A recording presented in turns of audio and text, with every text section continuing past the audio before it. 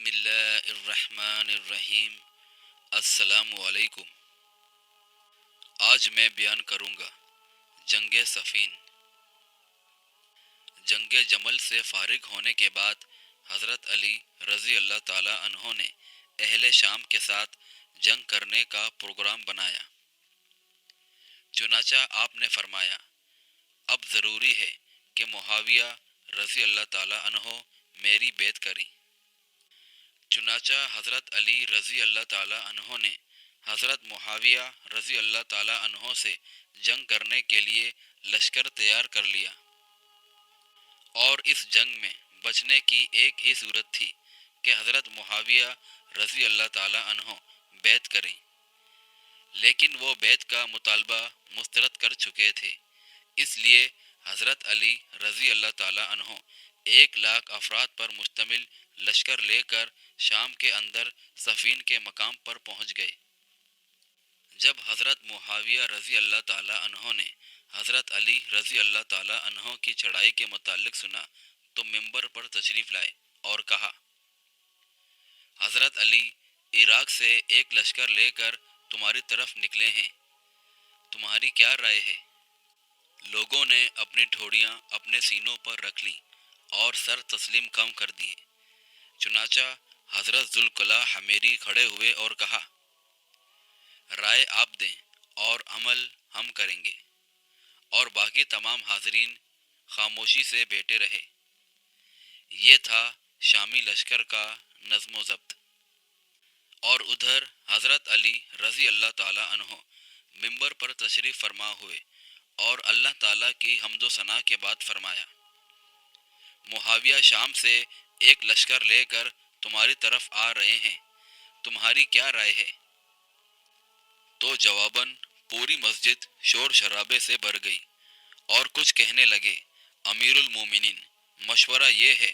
اور کچھ کہتے ہیں، امیر المومنین مشورہ وہ ہے۔ حضرت علی رضی اللہ تعالی عنہ ان کے شور شرابے کی وجہ سے ان کی کوئی بات سمجھ نہ پا رہے تھے۔ جب شور شرابہ زیادہ ہوا تو آپ منبر سے اتر آئے اور ان اللہ و ان الیہ راجعون پڑھنے لگے، اور وہ تھا حال اہل شام کا، اور یہ تھی کیفیت اہل عراق کی۔ اسی لیے عبداللہ بن زبیر رضی اللہ تعالی عنہ نے عبد الملک بن مروان سے لڑائی کے دوران کہا تھا، کاش کہ میرے پاس یہاں کے 10 آدمیوں کے بجائے ایک شامی ہوتا، کیونکہ اہل شام ثابت الاقدام اور جنگ باز تھے، جبکہ اہل عراق انارکسٹ اور شوریدہ سر تھے۔ بہرحال حضرت علی رضی اللہ تعالی عنہ ماہ صفر 37 ہجری کو صفین میں پہنچے۔ تاریخ اسلام میں صحیح سند کے ساتھ مروی ہے کہ حضرت ابو مسلم خولانی سے مروی ہے کہ وہ حضرت معاویہ رضی اللہ تعالی عنہ کے پاس گئے اور کہا، آپ حضرت علی رضی اللہ تعالی عنہ سے خلافت کے بارے میں تنازع کیوں کرتے ہیں؟ کیا آپ حضرت علی رضی اللہ تعالی عنہ جیسے ہیں؟ حضرت معاویہ رضی اللہ تعالی عنہ نے فرمایا، نہیں، اللہ کی قسم میں جانتا ہوں کہ حضرت علی مجھ سے افضل ہیں اور خلافت کے زیادہ حقدار ہیں، لیکن تم نہیں جانتے کہ حضرت عثمان کو ظالماً قتل کر دیا گیا، اور میں ان کا چچا زاد بھائی ہوں اور ان کے قصاص کا مطالبہ کر رہا ہوں۔ تم حضرت علی کے پاس جاؤ اور انہیں کہو کہ وہ قاتلین عثمان کو میرے حوالے کر دیں، اور میں یہاں کا انتظام ان کے سپرد کر دوں گا۔ چنانچہ وہ حضرت علی رضی اللہ تعالی عنہ کے پاس گئے اور ان سے بات چیت کی، لیکن انہوں نے قاتلین عثمان کو ان کے سپرد کرنے سے انکار کر دیا۔ حضرت معاویہ رضی اللہ تعالی عنہ اپنے آپ کو خلیفہ نہیں کہتے تھے، اور نہ کبھی آپ نے حضرت علی رضی اللہ تعالی عنہ سے خلافت کے معاملے میں جھگڑا کیا۔ اور جب ان میں جنگ صفین ہوئی اور پھر تحکیم پر اتفاق ہو گیا تو حضرت علی رضی اللہ تعالی عنہ نے اس موقع پر یہ عبارت لکھی۔ یہ تحریر ہے جس کے مطابق امیر المومنین علی رضی اللہ تعالی عنہ نے معاویہ بن ابو سفیان رضی اللہ تعالی عنہ سے معاہدہ کیا ہے۔ تو اس پر حضرت معاویہ نے کہا امیر المومنین کا لفظ نہ لکھو، اگر میں آپ کو امیر المومنین تسلیم کر لیتا تو آپ کی بیعت کر لیتا اور آپ سے جنگ نہ کرتا، البتہ آپ فقط اپنا اور میرا نام لکھیں۔ پھر حضرت معاویہ رضی اللہ تعالی عنہ نے کاتب کی طرف رخ کیا اور کہا ان یعنی حضرت علی کا نام میرے نام سے پہلے لکھو، کیونکہ ان کو فضیلت حاصل ہے اور آپ سابق الاسلام ہیں۔ حضرت معاویہ اور حضرت علی رضی اللہ تعالی عنہ کے درمیان اس طرح کبھی جنگ نہیں ہوئی کہ ایک خلیفۃ المسلمین دوسرے خلیفۃ المسلمین سے لڑ رہا ہے، بلکہ لڑائی کا سبب یہ تھا کہ حضرت علی حضرت معاویہ رضی اللہ تعالی عنہ کو معزول کرنا چاہتے تھے اور حضرت معاویہ اپنی معزولی کو اس وقت تک قبول کرنے پر تیار نہ تھے جب تک ان کے چچا زاد بھائی کے قاتلوں سے انتقام نہ لے لیا جائے یا وہ آپ کو سپرد نہ کر دیے جائیں، ورنہ خلافت کے موضوع پر ایسا کوئی تنازع نہ تھا جس کا چرچا کیا جا رہا ہے۔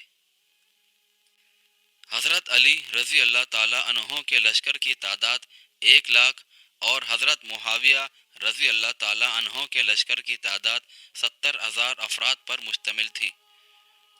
اور 3 دن اور رات لڑائی ہوتی رہی جو بہت سے لوگوں کو مارے جانے کے بعد ختم ہوئی۔ اس جنگ میں حضرت عمار بن یاسر رضی اللہ تعالی عنہ بھی شہید ہو گئے جو حضرت علی رضی اللہ تعالی عنہ کے لشکر میں تھے اور جن سے حضور اکرم صلی اللہ علیہ وآلہ وسلم نے ایک دفعہ فرمایا تھا کہ اے عمار تجھے باغی گروہ قتل کر دے گا۔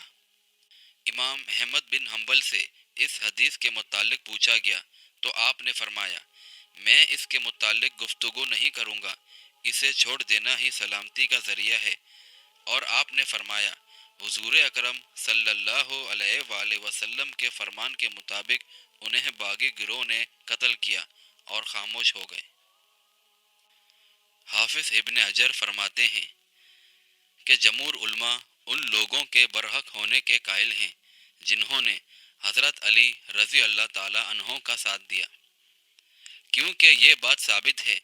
جو لوگ حضرت علی کے خلاف لڑے وہ باغی تھے، لیکن اس کے ساتھ ساتھ وہ اس موقف پر بھی متفق ہیں کہ ان میں سے کسی کی مذمت نہ کی جائے، بلکہ وہ کہتے ہیں کہ انہوں نے احتجاج کیا لیکن غلطی کھا بیٹھے۔ حافظ ابن حجر فرماتے ہیں کہ اس بات پر متفق ہیں کہ صحابہ کرام کے باہمی تنازعات کی بنا پر کسی صحابی پر زبان درازی یا نکتہ چینی کرنا منع ہے، خواہ یہ پتہ بھی چل جائے کہ ان میں سے فلاں گروہ حق پر ہے، کیونکہ وہ احتجاج کی بنا پر لڑے تھے۔ امام طبری رحمۃ اللہ علیہ حضرت علی رضی اللہ تعالی عنہ کے طرفداروں کے مذہب کو مضبوط قرار دیتے ہوئے فرماتے ہیں اگر مسلمانوں کے درمیان ہر طرح کے اختلاف کے وقت گھروں میں دبک جانا واجب ہوتا تو نہ کوئی حد قائم کی جاتی اور نہ کسی باطل کو روکا جا سکتا تھا، اور فاسقوں کو محرمات کے ارتکاب کے لیے کھلا راستہ مل جاتا۔ لہٰذا ہم پر واجب ہے کہ ہم اسی موقف پر ایمان رکھیں